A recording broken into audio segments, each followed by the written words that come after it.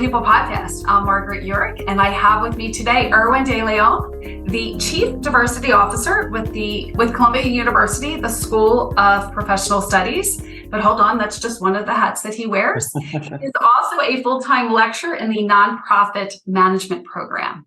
So Erwin, so happy to have you with us today. Well, thank you, Margaret. Happy to be here. Delighted to be talking to you and your audience.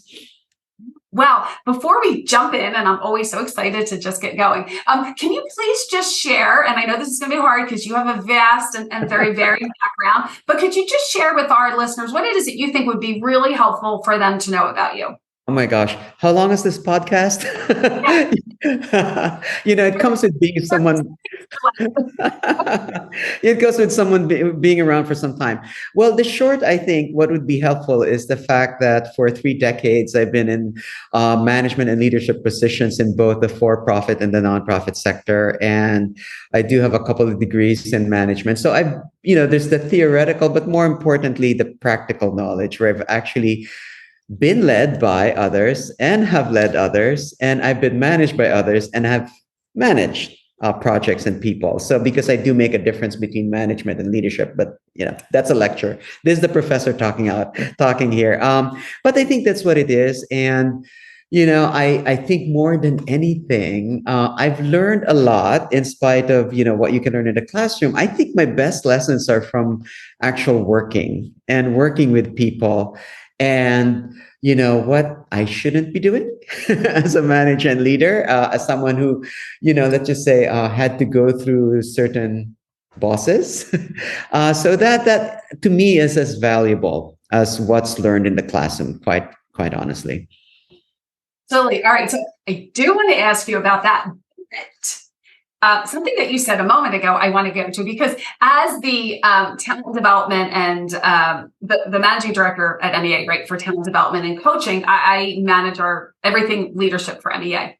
And that is always a question. I shouldn't say always. It's often a question, right, that gets pondered amongst the people I'm working with or my peers in this space. And that is the difference between leadership and management. So I know you said that's a whole other lecture, but how would you quickly define the difference? Wait, let me get my PowerPoint and go through that. No, I mean, it's at the most simplest, right? I think all leaders are managers because you do have, if you will, certain tasks or certain goals that you have to meet, and there are processes and procedures to do that. So management is getting projects done, right? Or meeting deadlines or what. That's as simple as I can put it.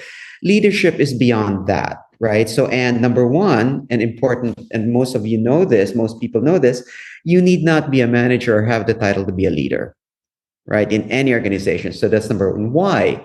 Because if you're a leader, you're able to motivate others and give others a vision or a purpose of why are we doing what we're doing, right? And I've seen where I've been in teams, and maybe I'm that leader where the manager or whoever's heading the team knows where we're headed. Like, okay, we need to increase sales. We need to do this, but doesn't really inspire or provide a certain vision or purpose to the rest of us, right? Who are following this. Now that for me is a manager. Now you can have, in an ideal world, the CEO would be a leader, a visionary. That's usually what's expected. But what I found out from experience and just observation and talking to people is that there are folks with the big titles who don't necessarily provide the vision or the purpose, and thus don't necessarily, give the fuel for people to keep going beyond the paycheck. Yeah. I heard it phrased once that if people will follow you, you're a leader, right? Yeah. Like if followers, you're a leader, whether title or no title, right? If people want to follow you, you're a leader. And it's because of how you are, and it's what you do, and it's how you inspire them and the vision you have. And I think also the commitment you have to others, the care you have for others, that's all goes into being a leader, and people sense that. Absolutely. Yeah, and I was about to say, I know you had an earlier podcast on servant leadership. So I suggest folks listen to that again, because I'm a big fan of the concept, right? The idea as a leader is that you're there not to be in front of, but to be behind your team and your people to support folks, right? So I personally ascribe or try to be a servant leader in whatever way I can. And so for me, that is the ultimate way of being a leader. All right, now let's get to that other juicy thing that you talked about. And that is, right, how you've learned from all the leaders that you've had, the good ones and the bad ones, right? Yeah. So you learned what to do as well as what not to do. So what's something that you learned that, obviously didn't sit well for you? You didn't like it, and so now you're making a point not to do it or to do it, whatever it is, but you're doing the opposite of whatever that was. Sure. I mean, a couple of things come to mind, and I'm sure a lot of your listeners, this would resonate with them, would be micromanaging. Oh. So, and particularly, I get it. Like for those of us who like to be in control, you want to know what's going on. But I've learned the fact, like my own style of management is pretty straightforward. I'll try as best as I can to be very clear to my team. Okay, who's going to do what by when? And if there's something in particular that in a particular way that I believe it should be done, then the how. And then I let them go, right? And my only request is that if there are any setbacks, let me know ahead of time. But otherwise, do it whatever. Now, it's not to say that I'm not tempted to micromanage, but I do hold back because I realized that it used to really get me, and I became less productive, right? And resentful as the one who's being micromanaged.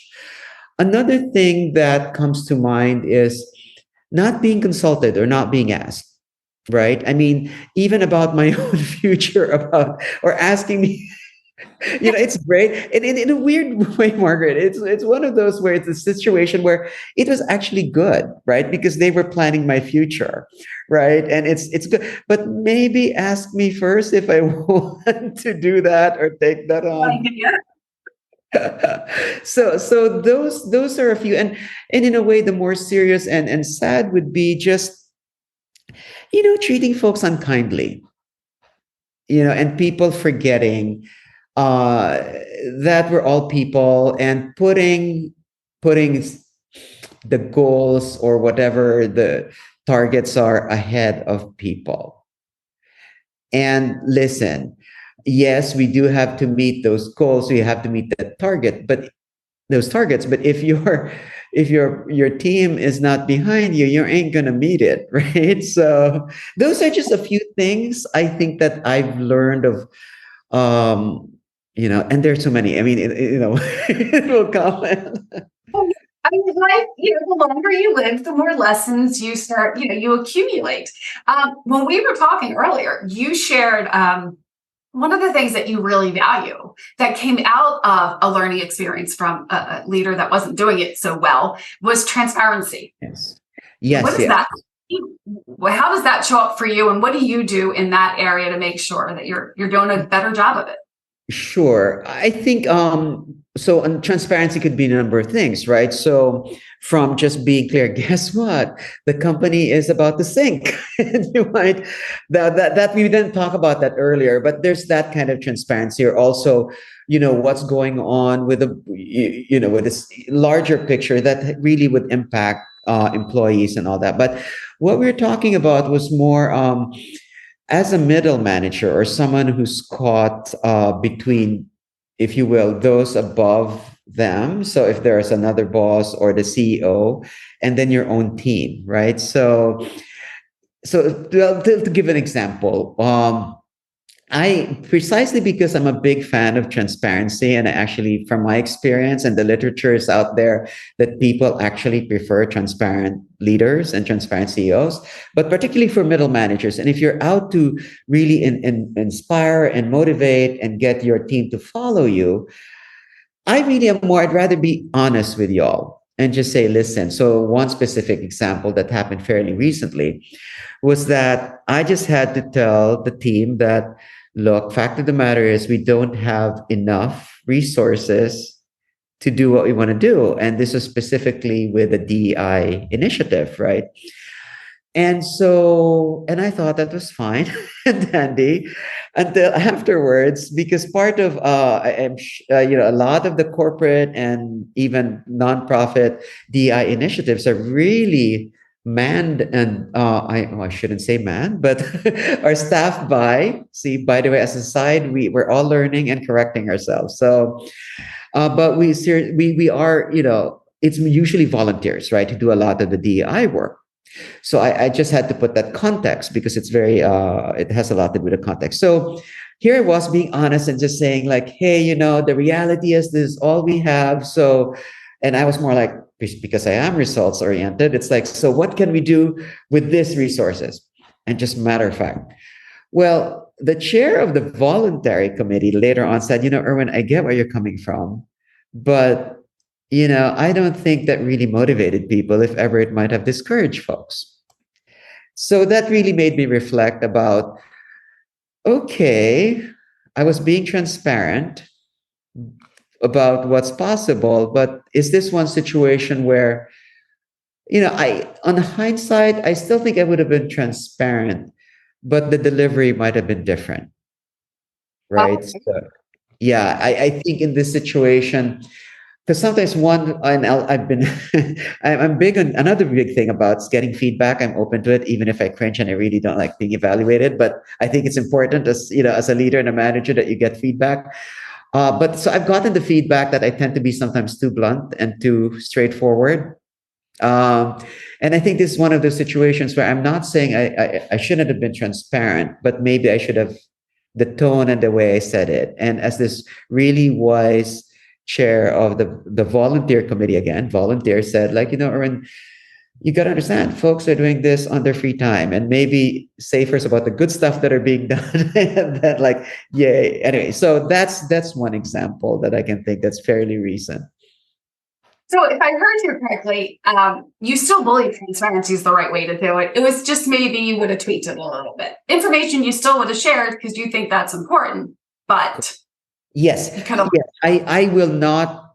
I still believe transparency is important, but as with anything, it's really depends on the context. Who are you talking to, right? And of course, there are certain things that you shouldn't say, right? Like, like you can't tell, although now in New York, we have transparency laws around wages. But one thing I learned, don't tell everyone what the next person's making, right? Because unless, the company is ready to deal with that, because that's one thing that's very transparent. Or, of course, there are confidentiality issues. So I'm not talking about that, but I'm just talking about being transparent where it will affect the work that's being done by your team and your team members personally as an individual. So those are things where you just have to be transparent, because again, how will you fulfill your mission or your goals if you don't know all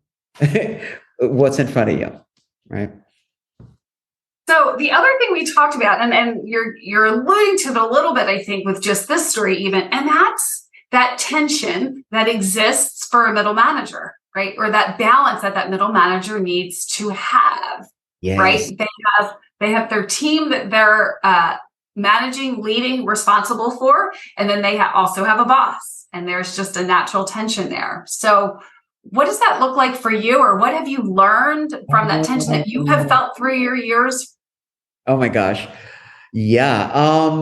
It's always a difficult situation to be in. I think the best we can do as middle managers would be, well, as best as you can when you, even at the beginning, and this is one of those things I said earlier, hindsight is 2020, right? In certain situations, if I had known this, I would ask as many questions as I can at the very start, like once even before I'm hired, or if I'm running the company and being promoted, being asked like, okay, aside from the job description, right? Like, what exactly are we doing here? Right? Like, what exactly are the expectations of me or the team? So, for instance, even going into when I talk to other DI colleagues, right? So folks who do this work, and it's not easy work, as you've probably heard. And And the thing is, this is not unique to anyone. Most of us jump at the opportunity to do it because we realize how important it is. But my advice is before just signing, yeah, let's go, to Mhm. really ask the leadership of your organization, why are they doing this? As an Mm. organization and as individuals, right?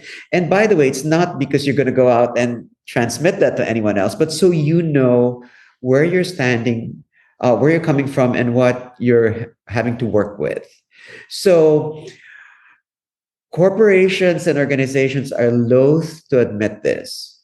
But after 2020, fact of the matter is, a lot of corporations, nonprofits, you name it, suddenly like, we need to do something. So in a way, it is a checkbox. In a way, it is performative, right?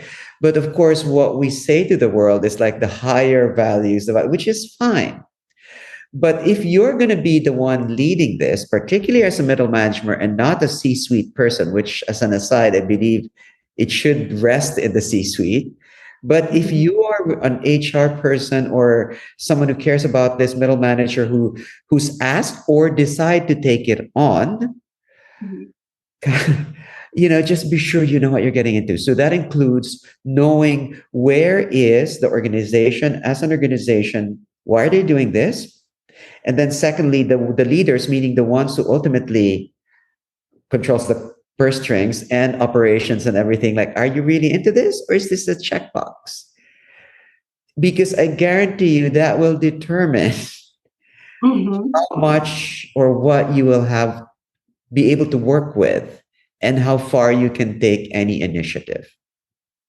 Yeah, and I love that because I know, you're talking about, I would say what I believe you're speaking about DEI initiatives and Correct. organizations that take on these initiatives.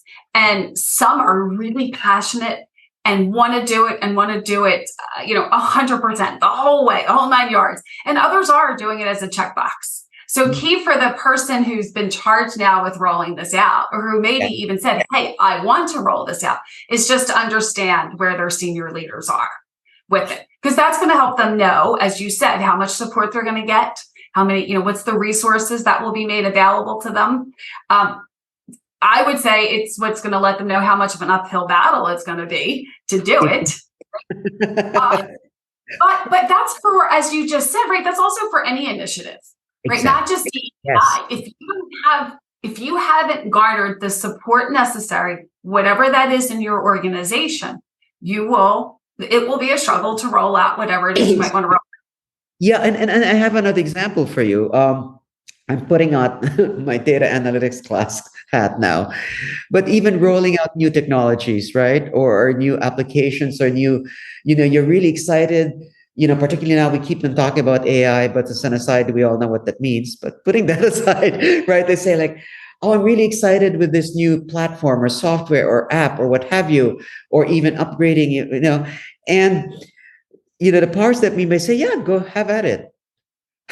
Same situation, right? But do they mean it? Are they gonna, show you the money? Are they gonna have? So you're absolutely right. It's beyond DEI, right? But I guess what it is at the end of the day, if you are, and I encourage this, it's always good, and as a leader, it's nice to see folks who take the initiative, right? It's a good Mhm. thing, and I think, and in a way, it keeps your work interesting, right? And if you really care and are passionate about something, whether it's DEI or technology or getting new markets, absolutely have at it. But make sure you do. I always say, I just say this: just pause, take a scan, take a scan of the organization, know who the players are, know what the bigger picture in the organization and what is the mission, how will this fit in, how will you make your argument, so just being realistic. um, so so for instance, just I teach a capstone class, and what it is basically, ours is a graduate program, and at the end of the semester, I mean at the grand end of the program, students get to work with an actual client, an organization, and they actually sort of like consultants.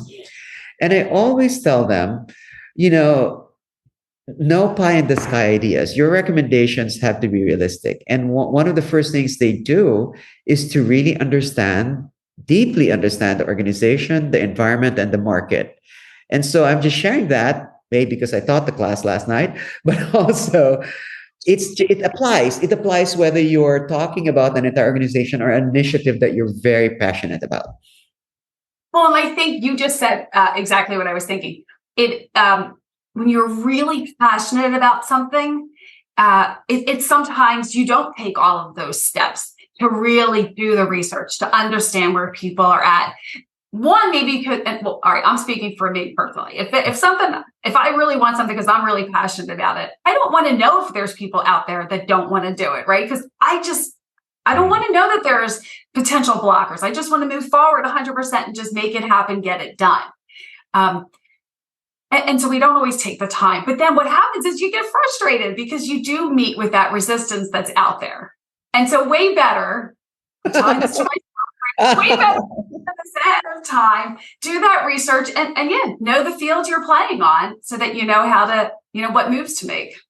Margaret, I'm just, if I were here, I'd give you a big hug because I know how that feels, but also as someone, who does tend to get passionate about things, but I guess it comes with age and being burned more than once that I've realized that in a way it'll work against what you want to do, right? If you're not being realistic, and it'll burn you out, and worse, it will burn your team members, right? So here you are, very passionate, you get other folks with you, but then you hit the roadblock and you realize, oh, you would have known that if you did your homework, right?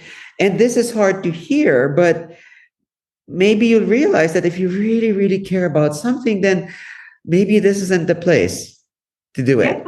I'm not saying that maybe, okay, maybe now just stay on, but at some point, if that passion, if that comes up and it's nagging, then you listen to yourself. If that keeps going on, then maybe it's time to go somewhere else, right?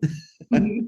Yeah, and what you're saying, it's really just, oh my gosh, it's like giving yourself some control over the situation. Yes. This information that you uncover through your research, when you find out really what you're dealing with, it does create an awareness for you that you didn't have. And awareness creates choice. And maybe that choice is, it's okay. I am very passionate about this, but I can scale down my passion and I can fit in the mold that will work here.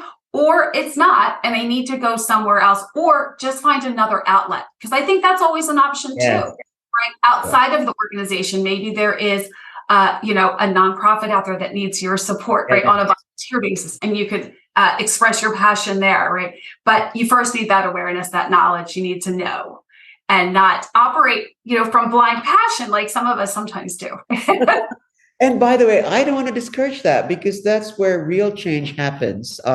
It's folks who really care deeply about something to do something about it, right? And not just like something or whatever. But one thing I would just want to pick up on what you said about control, right? I think because one of the ancient wisdoms that you've probably heard about, and I think is very important, is that be very aware of what you can control and cannot control. And sometimes even with the best, you have your spreadsheets, you have your data analysis, you've done every year homework, and this is just on your own. And you realize, okay, I'm going to go for this, but things still happen, right? Things still happen. The person, your champion in the C-suite might move on, or a pandemic happens, or economic downturn happens. So I think part of it is like, enjoying the process and channeling your passion to getting all your data together, whatever, making your value proposition to the bosses, and then getting it done. And you've done your best, but also know it might not, right? I'm just adding that again because I've learned a lot of my disappointment, is feeling like not accepting the fact that certain things I cannot control. I can't control what the market does. I cannot control what the stakeholder meetings, all that. You can control what your employees do, Correct. Yeah. There's peace in learning to let go of the things you can. Hard, but I'm still trying. I'm still trying. It is a lesson that I have set for myself and that I'm working through on because, yeah, it's true. So, Yeah. well, this has been an awesome conversation. I feel like you and I could talk all day. I feel like there's a whole bunch of things we could dig into and spend time talking about. But let me just ask one final question here is, I guess, what is something that you're really well, let's go with the passion theme because we were just talking about that. What is something that you're really passionate about now, like today, that you're working on or hoping to work on, hoping to make happen? Oh, that's hard to pin down. But I think on a personal level, it's more just living a good life, right? Getting a, I know it sounds very philosophical, but just, doing my best. And I think it's part of getting older too and realizing, accepting things about what I can do and cannot do. But one thing that's always been a theme or a passion of mine since early adulthood, but blame this on the Jesuits who raised me. I went to a Catholic boys' school and college, was this sense of service for others. And I think at the end of the day, that's really what motivates me. So whether it's in the for-profit or nonprofit, it's always how can I be of service, or how can I make, knowing what I know and what I can give, what can I do? That's really cool. Well, Erwin, thank you so much for spending time with me today and for this conversation. It's been great. I know our listeners are really going to enjoy it. Would love to keep talking with you. So we'll have to make that happen at some time. I know, I think we have a lot in common. We can, like I said, talk forever. So, but we should end this today. I know you have other things you need to do. So I'll just thank you again for spending time with me. Well, I guess if we must. Well, thank you, Margaret. And to your listeners, thank you so much and all the best. Thank you for listening. We hope you got a ton of value out of this episode. Before we go, we want to thank the sponsor of our show, the Mid-Atlantic Employers Association, more commonly referred to as MEA. MEA provides human resources services to hundreds of businesses across numerous industries every day, bridging gaps that restrain innovation and growth. If you need support around people issues, reach out to meainfo.org. Better people, better outcomes.